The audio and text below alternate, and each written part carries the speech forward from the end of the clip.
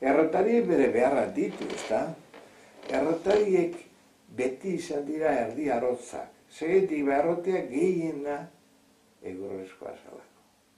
Kendu azkero tutu goia burruinezkoa, burruin gordine, esan azero, burruin gordine esan, eta txifloia, beste guztia egurre esan.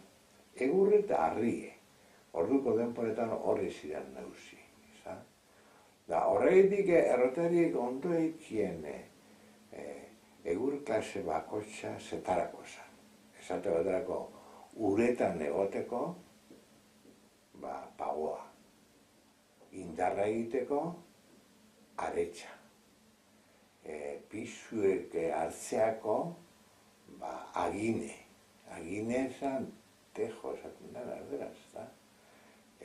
Eta palatxoak eta horretik gauzek bigunezarako urkia, erderaz abedul urkia, urkiola hori izango du. Hori izan bigunezarako, bigunetak finezarako, hori horretarako egiten ziren.